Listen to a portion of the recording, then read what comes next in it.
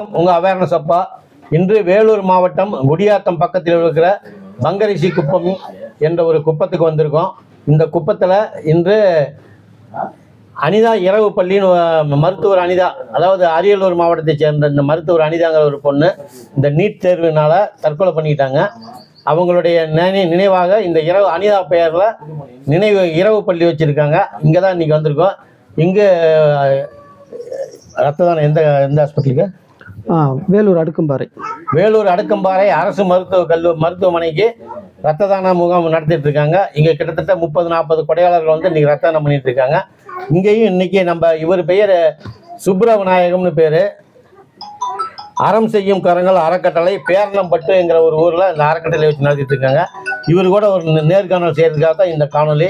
இந்த காணொலியோட பார்த்தீங்கன்னா சாலை பாதுகாப்பு விழிப்புணர்வு பதாகைகள், இந்த இரவு பள்ளியோட மாணவர்கள் கையில் பதாகைகள் வச்சுருப்பாங்க. தம்பி பேச பேச அடிக்கடி அடுத்த பதாகை எடுத்து கையில் வச்சுக்கணும். அது ஓரம் வச்சுருங்க.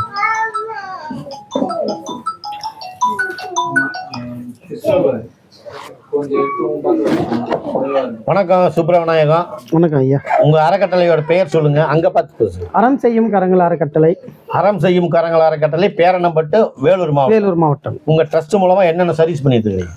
முதல் கட்டமா நாங்க பாத்தீங்கன்னா குருதி கொடை தான் நாங்கள் கையில் எடுத்தோம். முதல் எடுத்து ரத்த தானம் சேவை. சிறப்பு சொல்லுங்க.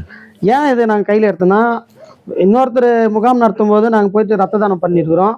அதனால எங்களுக்கு எந்த ஒரு ஃபீல் எல்லாம் கிடைச்சதில்லை. நம்ம அவங்க கூப்பிட்டதுக்காக நாங்கள் போயிட்டு ரத்தம் கொடுத்துட்டு வந்தோமே தவிர அதில் என்ன இருக்குதுன்றது எங்களுக்கு அப்போ தெரியாது.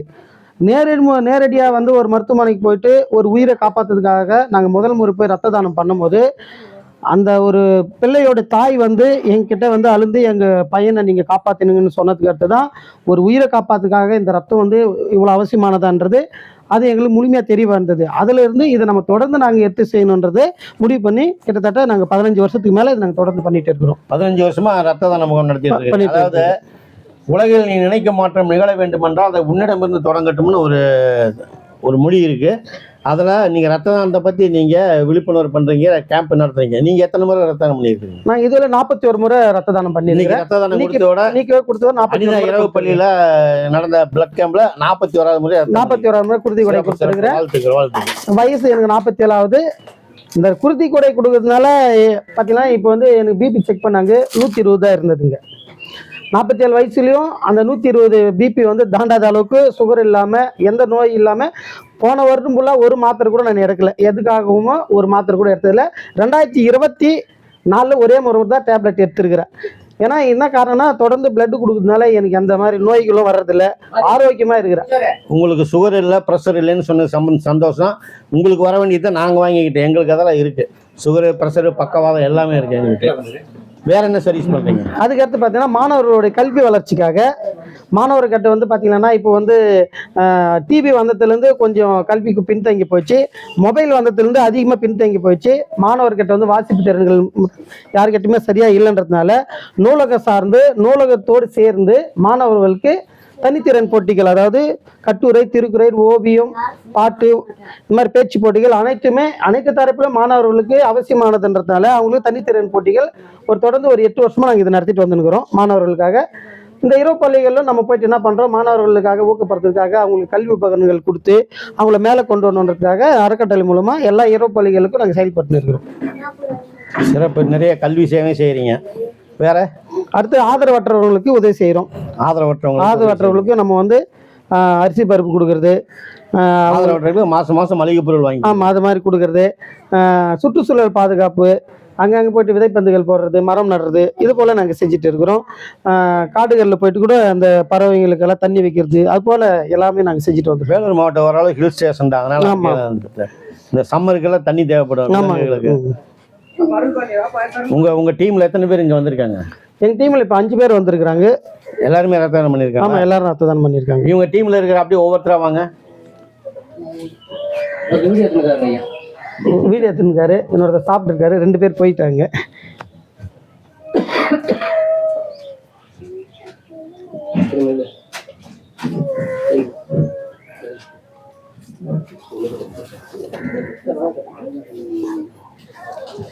இந்த காணொலிக்கு நேர்காணல் தந்துட்டு இருக்கிற சுப்பிரவிநாயகம் அவர்கள் இப்போ ரத்த தானம் வழங்கிட்டு வர்றவங்களுக்கு சான்றிதழ் வழங்குவார்.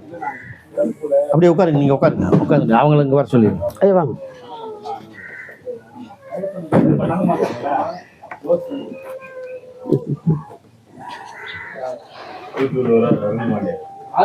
ஐயா வாங்கி வாழ்த்துக்கள் ஐயா. தொடர்ந்து குருதி கொடையிலுங்க.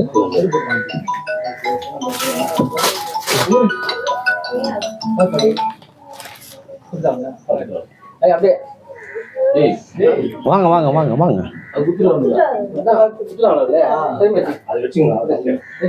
வாங்க இங்கே வாங்க. வாங்க வாங்க வாங்க. காவல்துறை அதிகாரிங்க ஐயா. அப்படியா? காவல்துறை ஒர்க் பண்றாரு, தமிழ்நாடு காவல்துறை. காவல் அந்த துறைங்கிறத நம்ம பயன்படுத்தக்கூடாது, காவல் மட்டும்தான் பயன்படுத்தணும். தம்பி எங்க டூட்டி? தம்பி அதில் ஒரு விருது எடு. அவருக்கு ஐயா ஒரு பேச்சு வரணும், ஒரு பேச்சு யாரு எடுத்து.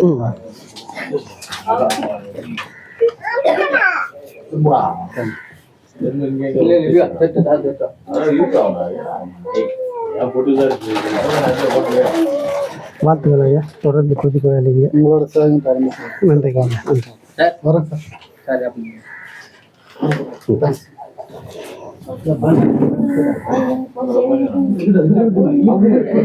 பரவாயில்ல, இந்த நேர்காணல் மூலமா இன்னைக்கு ரத்த தானம் செஞ்சவங்களுக்குலாம் சான்றிதழ் கொடுத்துருக்கீங்க, ரொம்ப மகிழ்ச்சி. வேற அடுத்து என்ன செய்ய போறீங்க? Future plan? அடுத்து பார்த்தீங்கன்னா நம்மளுக்கு சிறுவர்களுக்குன்னு ஒரு அவங்களுக்கு அங்கேயே தங்கி படிக்கிற மாதிரி உண்டு ஒரு பள்ளி நம்ம கொண்டு வரணுன்றது தான் திட்டம்.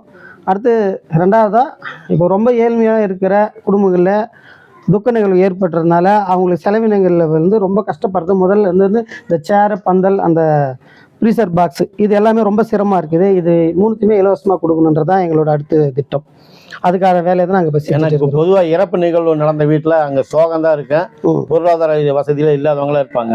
அவங்களுக்கு அப்போ தேவை அந்த சாமினா பந்தல், ஆமாங்க, ஃப்ரீசர் பாக்ஸு, அவங்களுக்கு அன்னைக்கு தேவையான ஃபுட்டு இதெல்லாம் தேவை. ஆமாம், அதெல்லாம் நாங்கள் கொடுக்கலான்றது அடுத்த கட்டமான திட்டத்துக்கான வேலையை நாங்கள் செஞ்சுருக்கோம். நம்ம திருமலையை பற்றி சொல்லுங்கள். அனிதா இரவு பள்ளியை பற்றி.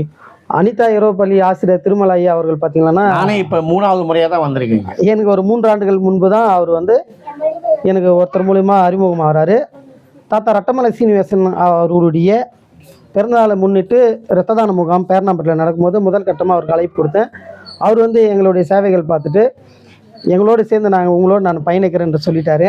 அதனால் ஐயா அவர்களுக்கு வந்து அறக்கட்டளையில் ஒருங்கிணைப்பாளர் என்ற ஒரு இடத்த நம்ம கொடுத்து அவரோடு நாங்கள் சேர்ந்து இந்த இரவு பள்ளிகள் எல்லா இடத்துலையுமே வரணுன்றதுக்காக நகர்ப்புறங்களிலும் இந்த மாதிரி வில்லேஜுங்களில் இருக்கிற இடத்துக்குள்ள போயிட்டு சிங்கிள் பேரண்ட் இருக்கிற பிள்ளைங்களை தேர்வு பண்ணி அவங்களுக்கு கல்வி உதவிகள் கொடுக்கறது மூலிமா ஒரு பெரிய வாய்ப்பை ஏற்படுத்தி கொடுத்தது நம்ம திருமலை ஆசிரியர் தான்.